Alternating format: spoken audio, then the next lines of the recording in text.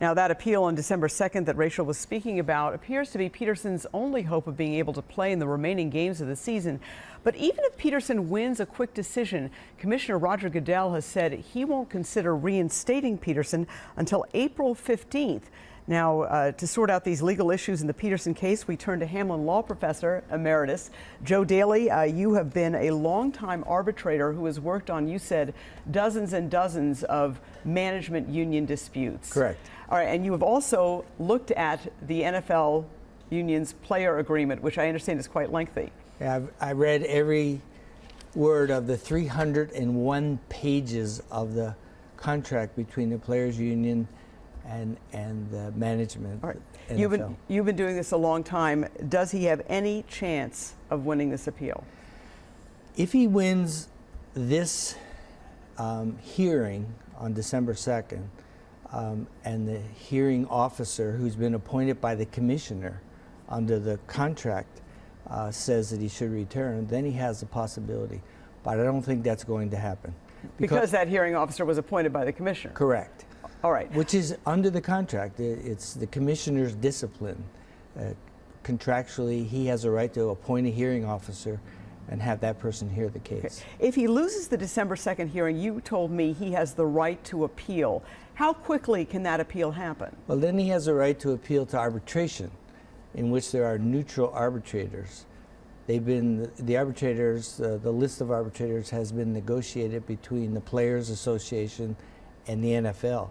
So these are really true neutral arbitrators. But the soonest that they can do this, to get an arbitrator to set it up, to have the hearing, it would take at least 30 days.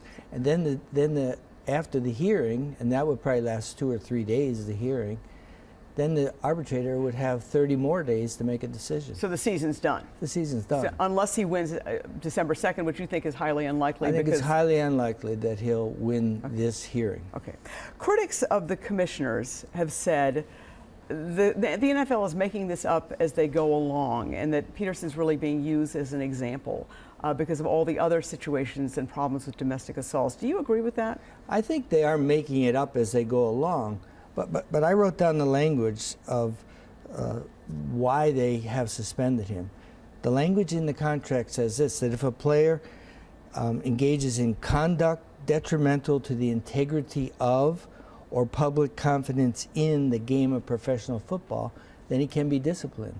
And I think now the commissioner has realized that child abuse, abuse of a spouse, abuse of a girlfriend is pretty serious business. I'm not sure they thought that even until this year. Right. You know, you've probably looked at hundreds and hundreds of contracts in your career.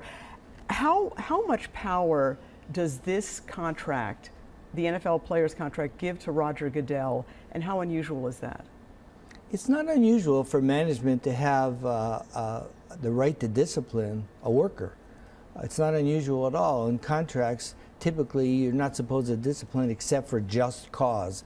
That's a typical language in a contract between a union and an employer. Here, they talk about conduct detrimental to the integrity of or public confidence in the game of professional football. So that's the language that the hearing officer will look at.